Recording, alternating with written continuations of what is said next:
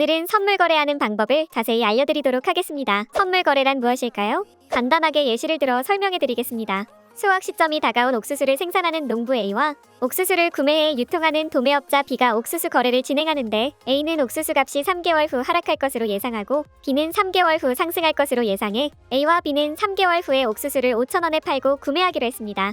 여기서 A는 3개월 후에 가격 하락을 예상했기 때문에 숏 포지션이 되며, B는 3개월 후에 가격 상승을 예상했기 때문에 롱 포지션으로 보시면 됩니다. 3개월 후 옥수수 가격이 8,000원이 되었다면 B는 5,000원에 옥수수를 구매하기 때문에 3,000원 이익을 보게 되고, A는 3,000원 손해를 보게 됩니다. 하지만 반대로 옥수수 가격이 2,000원이 되었다면 A는 5,000원에 판매하기로 했기 때문에 3,000원 이익을 보게 되고, B는 3,000원을 손해보게 됩니다. 이런 식으로 선물 거래의 경우 미래에 해당 코인이 상승할지 하락할지 시세를 예측하는 것인데요. 특이한 점은 상승 하락 시에 둘 다 이익을 볼 수 있는 양방향 투자 구조를 가지고 있으며, 레버리지 기능으로 수익을 극대화할 수 있습니다.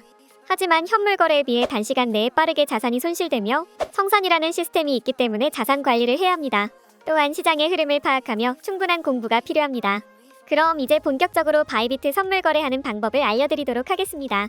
바이비트에 로그인해서 초기 화면 왼쪽 상단의 Derivatives에 커서 올려서 USDT 퍼페추얼을 눌러주세요. 현재 화면이 뜨게 되는데요. 선물 거래를 진행하려면 선물 지갑에 USDT를 보유하고 있어야 합니다. 오른쪽 아래에 보시면 Derivatives Account라는 항목이 보이실 텐데요. Equity라고 본인의 자본을 확인할 수 있으며 Available Balance는 실제로 사용할 수 있는 금액을 확인할 수 있습니다.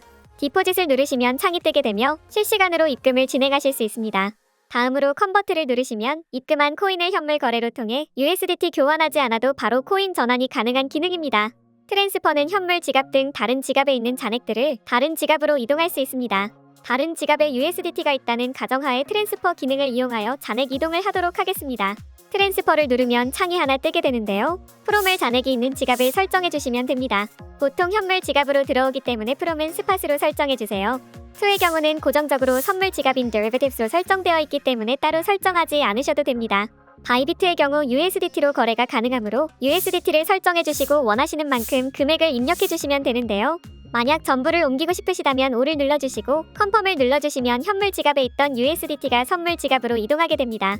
USDT까지 선물 지갑으로 이동 완료하셨다면 왼쪽 상단에 있는 목록 아이콘을 눌러 선물 거래를 진행할 코인을 선택해주세요. 예시를 들어 리플로 선택하겠습니다. 리플을 클릭해주시면 차트가 바뀐 것을 확인하실 수 있는데요.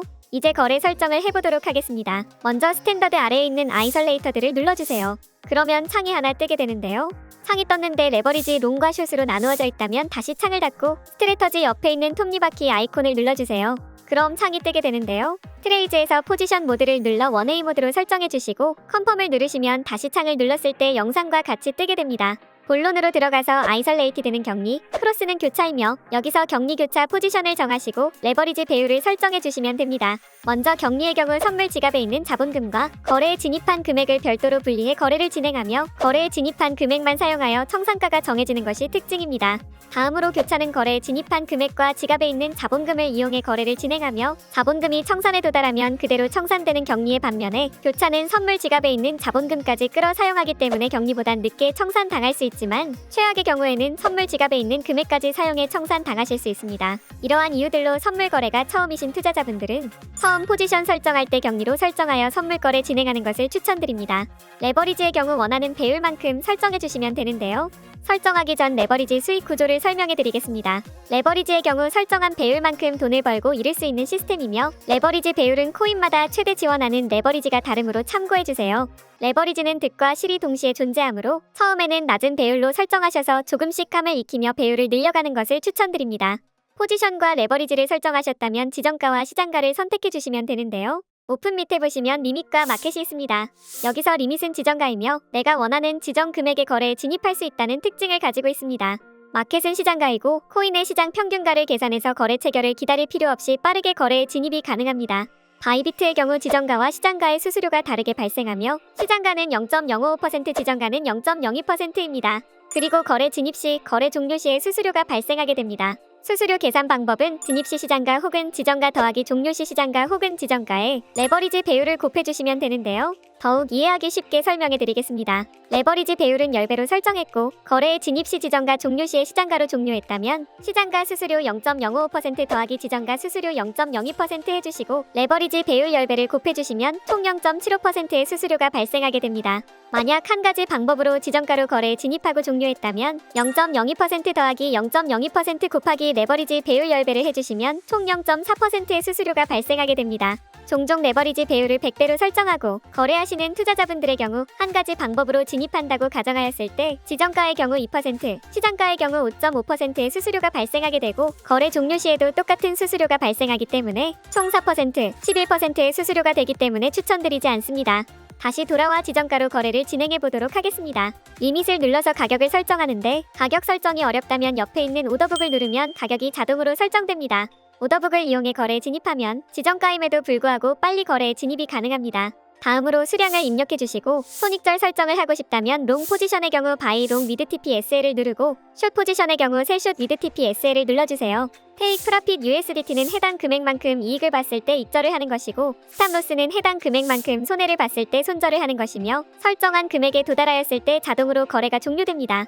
선물 거래를 하다 보면 분명 지정가로 거래했는데 시장가 주문으로 체결이 되는 경우가 발생하는데요. 이 경우에는 지정가 수수료가 아닌 시장가 수수료를 내야 하는 불상사가 발생하게 됩니다. 이를 방지하기 위해 지정가 주문으로만 실행하게 하는 기능이 바로 포스트 온리입니다. 포스트 온리의 기능은 지정가 주문일 시에만 사용이 가능하며 지정가로 넣었는데 시장가 주문을 하게 된다면 자동으로 주문이 취소됩니다. 포스트 온리 옆에 보시면 주문 옵션을 설정할 수 있는데요. 기본적으로 굿틸 캔설드로 설정되어 있습니다. 이 주문 옵션은 GTC로 주문이 완전히 실행될 때까지 거래가 체결을 기다리거나 직접 거래를 취소할 수 있습니다. 이미디엇 오어 캔설은 IOC로 GTC와 비슷한 옵션이지만 설정한 거래 금액의 거래가 진행되지 않을 경우나 일부분 거래만 체결이 되었을 때 미체결 거래들은 자동으로 취소되는 옵션입니다. 필요어 킬의 경우 FOK이며 전체 수량이 즉시 체결되지 않으면 주문이 자동으로 즉시 취소되는 옵션입니다.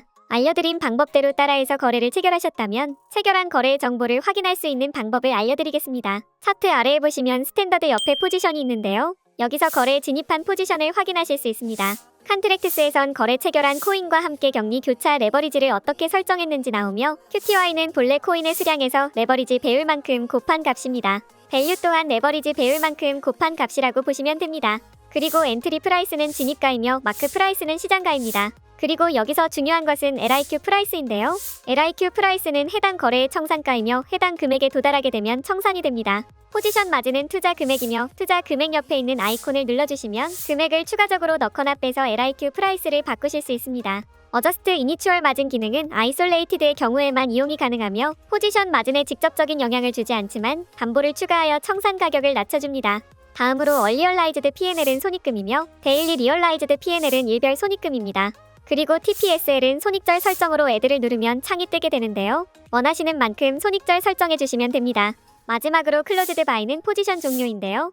포지션을 종료하실 때 지정가와 시장가 중 원하시는 걸 선택해주세요. 지정가를 누르면 새로운 창이 뜨게 되며 수량 및 금액을 설정해주시고 컨펌을 누르면 해당 거래 금액이 되었을 때 거래가 종료됩니다. 시장가를 누르면 창이 뜨게 되며 수량만 설정해주시면 시장가로 거래가 종료됩니다. 오늘 영상이 도움이 되셨다면 구독과 좋아요 부탁드립니다. 다음 시간에도 투자에 도움이 되는 영상으로 돌아오겠습니다. 시청해주셔서 감사합니다.